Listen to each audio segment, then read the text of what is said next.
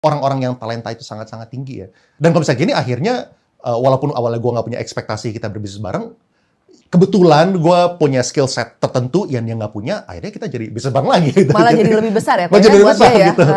Lebih besar. Iya. Oke. Kalau tadi kok balik lagi, kalau yang tadi ada yang baik, ada satu lagi yang selain dia terlalu percaya diri atau overconfident, ada lagi nggak kok kira-kira poin yang kayaknya nih anak-anak muda yang fresh graduate itu apa sih yang harus dibawa dalam hidupnya sebagai bekal supaya ya nggak stuck gitu loh kok dengan apa yang menjadi fantasi dia tentang dunia kerja, tentang kehidupan. Iya. I think yang harus disadari adalah it's not about you gitu. It's not about you. Kayak kebanyakan orang tuh tadi kan gue sempat sharing juga bahwa kalau waktu mereka interview, kenapa lu pengen kerja di sini?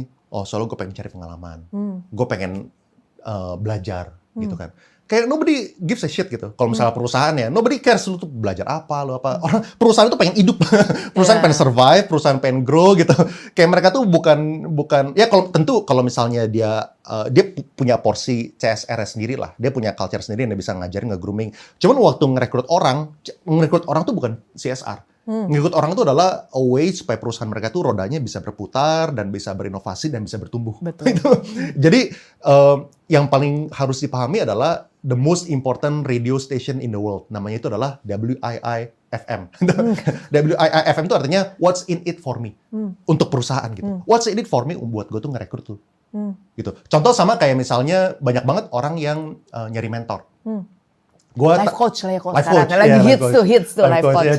Cuman mentor ini kayak gini, kayak sebenarnya itu nggak salah. Kayak gue pun juga dulu setelah lulus dari tahun 2012 sampai 2016, gue mencari tuh yang namanya mentor. Gue mencari yang namanya mentor. Kayak gue dari 2012 sampai 2016, setiap pagi keluar, mulai kerja jam 9, pulang tuh jam 10 setiap hari. Itu gara-gara setelah itu tuh gue selalu ngikutin event, acara-acara. Dulu kan YouTube belum sebesar ini.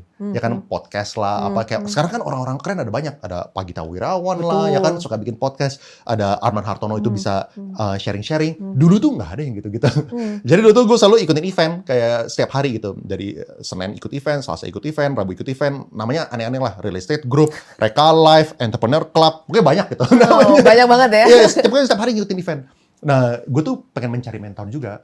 Siapa tahu ada yang bisa ngajarin, ya kan, this is the way of life, gitu kan.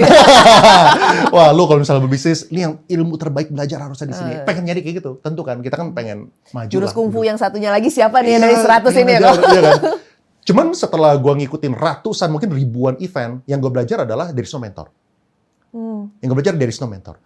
There is no mentor yang kita bisa expect dengan cara yang tadi. Oh, gue pengen ketemu si orang keren ini pengen luangin waktu ke gue, ya kan berjam-jam setiap minggu supaya Leon itu bisa sukses gitu.